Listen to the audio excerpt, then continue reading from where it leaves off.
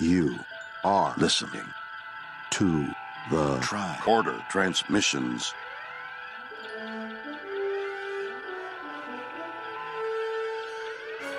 WeeklyTrek. Episode 20.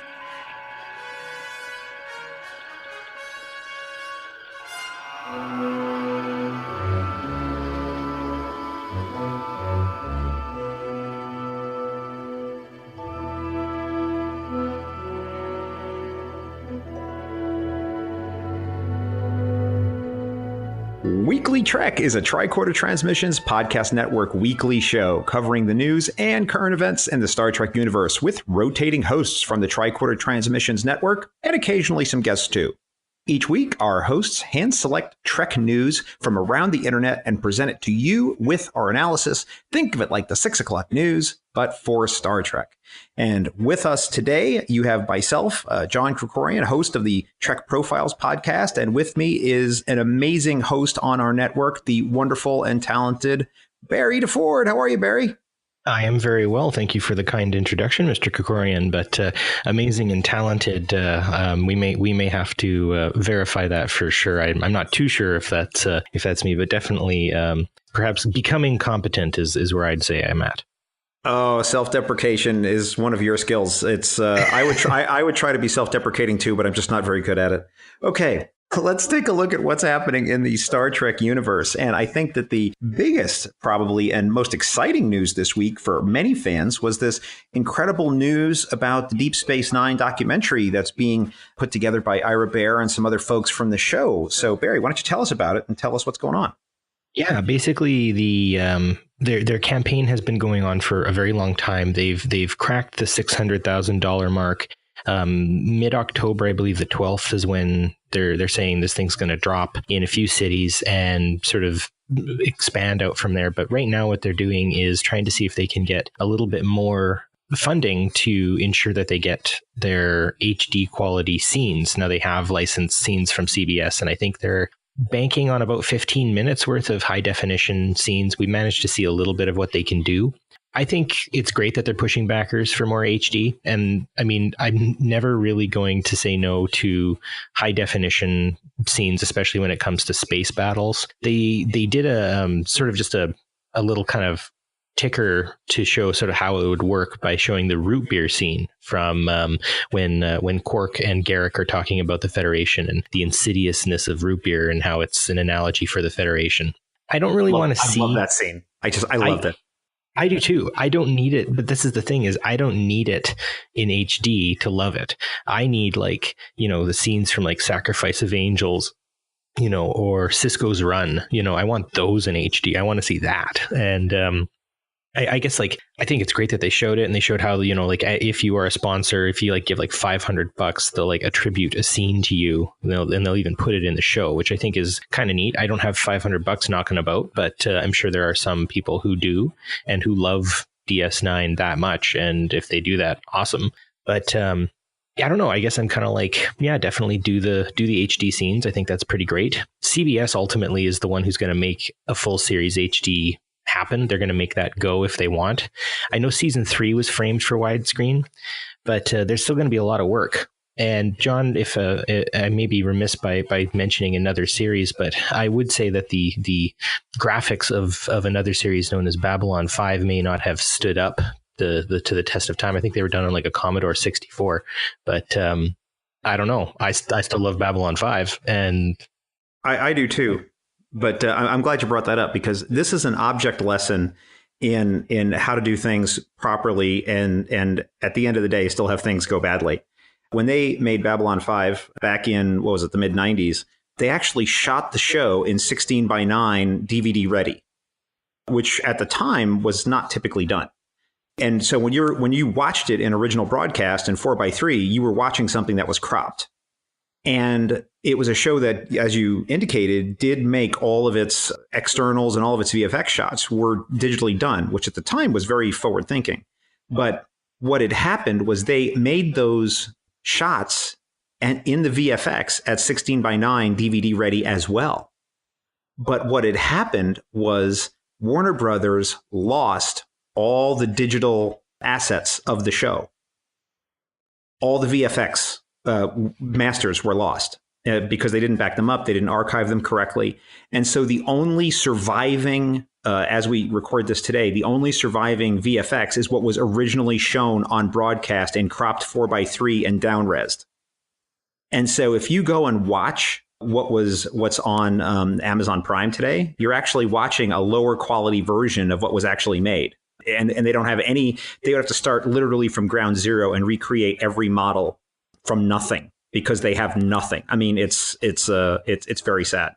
And Deep Space Nine would suffer from a little bit of that too, in that when the show started, everything was with practical models.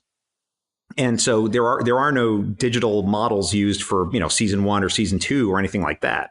And so if there was a ship or something that was only shown in season 2, there would be no digital asset of it. So it would have to be recreated from scratch. If it's something that went on, like, for example, the station, was obviously digitally recreated because they went fully digital in later seasons. So those assets exist. But so much of what was in the early seasons doesn't. So it would be quite an expensive thing, I would think. Yeah, and I'm still not totally convinced the whole HD series is going to happen. And I know to some people that's a sad thing. They want to see, this series treated, we love it and whatnot. But I guess for me, the HD scenes in What We Left Behind is going to be fantastic. I'm excited about it. I'm not as excited for that as I am for the story I think that they're trying to tell. One thing, though, if we want to talk about production that I am super excited about is Dennis McCarthy is coming in to score this documentary. And of course, he was so prominent in that sort of golden era of late TNG and Deep Space Nine. He scored Generations as well. So for him to come in and score this, I mean, I'm super excited about that. Barry, I agree with you. I can't wait to see it. I'm a supporter as well. And I think that the level that I'm at, I'm going to get the Blu-ray mailed to me. And I think it's also going to be available online for me. I'm not sure. But I just really want to get my grubby paws on the Blu-ray and be able to watch that and enjoy it. So I'm super excited. And I think it's just going to be a fantastic effort. And, I think part of it, too, is the community coming together, Star Trek fandom, to make this documentary about this thing that we love. And I think that that's also a beautiful part of the story too, and shouldn't be lost. Full agreement. So speaking of Star Trek and its amazing impact that it has, so much so that it can fund $500,000 for a documentary because the fans love it and want it, and also the writers are fans, Star Trek's getting an Emmy, but not just any kind of Emmy. Can you tell us more, John?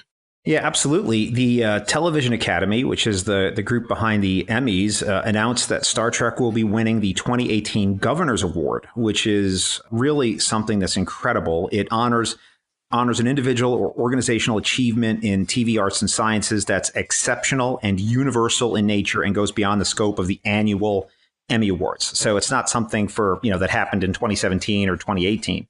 It's about, the whole totality of Star Trek. And I think one of the things that, even if people aren't Star Trek fans, is they can certainly recognize that as a TV show from the 60s right on till today, Star Trek has had a profound influence on culture, from the number of people that chose careers off of things they saw in Star Trek to the power of these stories that have entered the popular culture, the way that people, even people who aren't Star Trek fans, know who William Shatner is and who know what the Enterprise is. And it's really had an outsized impact on culture for such a limited show, really, for what it did in the 60s. And then it continued on into the 90s, of course, and all those other incarnations where it's had an even bigger impact, I think, in a lot of ways. And in a crowded media marketplace like we have today, I think it'll be interesting to see how much of an impact Star Trek has going forward, because there's now so many more options and so much more entertainment available in the world. I think it's going to be interesting to see where they go from here. That's a discussion we can have maybe at another time. But I certainly think that this is well-deserved and just so exciting and so gratifying, I think, for the people who've been involved in Star Trek. Obviously I agree. I mean, you and I do podcasts on implications of Star Trek and its stories and how fans become fans and how they express their fandom and stuff like that. So I think this very much sort of not surprising and also very just very wonderful. I'm very happy that Star Trek is getting this. And again, I think it just shows that, man, like 7-8 years ago, we were, or not 7, 8, sorry, I'm going to start again. You think 10 years ago, we were just coming to the point of getting 2009 Trek after a drought that could have seen the extinction of any kind of further Star Trek adventure. And now here we are at this place, and it's a wonderful place to be. So yeah, I'm super excited. So that's certainly an upper, but then we have maybe a downer, which is all the news about the upcoming Star Trek film, which may not be so upcoming. So why don't you break that story down for us, Barry?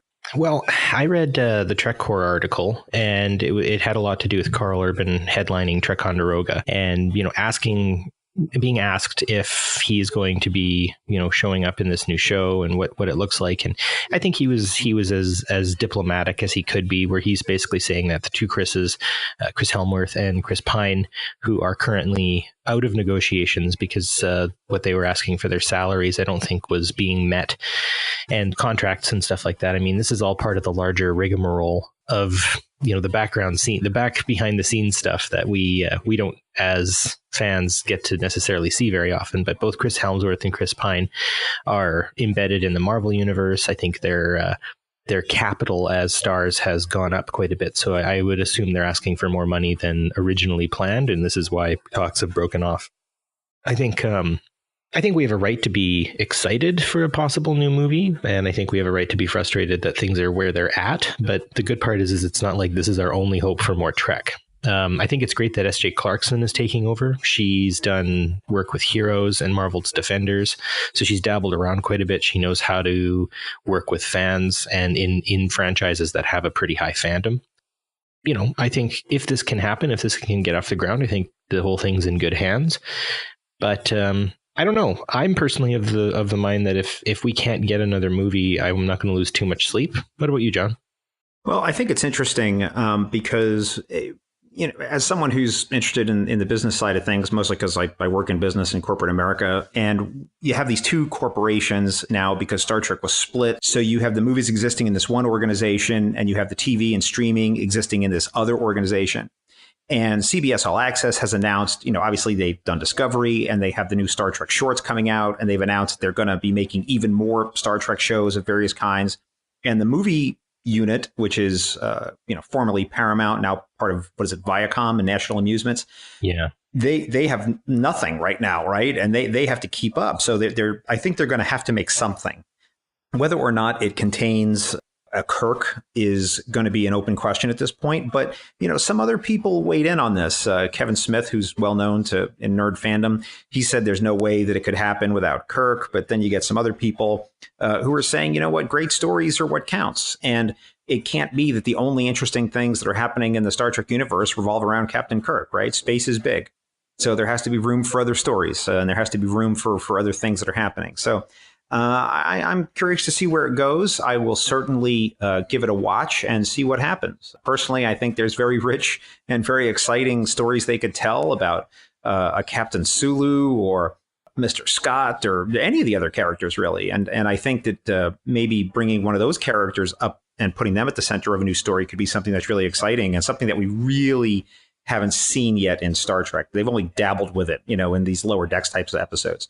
So I think that'd be something interesting to see. Yeah, necessity is the mother of invention. So if they really want to make something and they have to work under some constraints, sometimes that can produce more imaginative sorts of ideas. So here's hoping. So finally, we've got an admission by Mr. William Shatner. He is writing his new memoir, which is like, I forget its title exactly, but it's like Live Long and All the Things I Missed or something like that. Live Long and What I Might Have Learned Along the Way. Ah, yes, what I might have learned. And I think in classic Shatner-esque form, he mentioned something interesting and then put a hook on it where he said that his mistake was he was mistaken to have directed Star Trek V, The Final Frontier. And that maybe that was a bad choice. But then he added a little hook. John, did you read that little hook that he added at the end? Yeah, because they wanted changes in the script and he agreed to do it. And I think what he was saying was that it was a mistake. And I'm really translating here, Barry. So be my safety net on this and see if you agree, because I'm trying to reinterpret his words as I understood them. And this is fraught with peril. Is that it seemed to me he was saying it was a mistake for me to accept this directing assignment because they wouldn't allow me to tell the story I wanted to tell.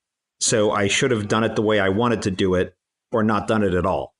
Yeah. And it feels very much like for a moment you're like, oh, wow, Shatner's being sort of forthcoming about, some of the things that maybe he, was a bit of a vanity project for him or something along those lines. And then he spins it around and is like, well, no, the mistake is that I wasn't allowed to do exactly what I wanted. And I'm kind of like, well, I guess we'll never see the show that Mr. Shatner wanted to make specifically. But, I don't know. Star Trek V, I think, attempts a lot. It attempts to sort of bridge that science and religion thing that I think ultimately is done best through Deep Space Nine and the Bajoran Cardassian emissary sort of thing. So I don't know. I think what did The Final Frontier wrong was it tried to be funny and then it tried not to be funny. And I think it just tried to do too much. And that marshmallow dispenser, I'll never get over that. Well, we are getting pretty far afield, though, but I want to just mention what the core of the creative disagreement was, is that in the Shatnerian version, there's a word for you, that it wouldn't actually be, quote unquote, God at the center of the universe. It was actually going to be Satan. And so Captain Kirk fights Satan to get Spock and Bones and everybody out of hell was the original concept. And then it got morphed through the creative process and through the business negotiations with Paramount at the time to turn into what it was. And he says that movie that he wanted to make would have been much more successful if I'm interpreting his words correctly. So certainly a very different concept and certainly something that's hard to get my brain wrapped around. But I will say, it's not actually new ground for Star Trek because that was covered in the animated series in The Magics of Megas 2. They had a very similar sort of concept there. So Star Trek has always been really good at recycling these old concepts and packaging them up new for new audiences. Definitely. And you're reading that his idea. I just wonder if William Shatner might have been on some of the magic mushrooms he was talking about being on when he was in Australia, and he just watched Event Horizon. Right. And was like, that's my idea. That's my idea right there. Right. Who knows? Oh, that's fantastic. So that is all the news that we have for this week. But before we close out, there are just a couple of brief announcements. First is we have an exciting new enhancement to our website at thetricordertransmissions.com. And it's that not only can you call on an old-fashioned phone line and leave us a voicemail message at 609-512-LLAP. That's 609-512-5527. But now you can do it directly with your computer or with your mobile device. Just visit www.thetricordertransmissions.com, and on the left or on the right, depending on your device and how it's configured and some other things that has to do with web stuff, there'll be a little tab on the side of the screen that says leave us a voicemail, and you can click on that and record a message right in the computer and send it to us. So that's kind of cool. So go ahead and check that out. We'd love to hear from you. I'm super excited about that extra way to leave us messages. Shashank and my show, PoliTreks, just got a very wonderful voicemail sent to us, and it warms our heart. But even if you have suggestions for shows or some criticisms or corrections, we're always happy to hear from the people who are taking time out of their busy schedules to have a listen. And that's always wonderful. And of course, you can also support us on Patreon if you really like our work. You want to support the network or support in the name of a show. We're always happy for that. And we do have some cool little swag giveaways with our Patreon supporters. And also we have hangout chats that take place on a sort of monthly basis. And those are always great because then you get to speak to the wonderful people who are putting the dilithium chambers at maximum for us.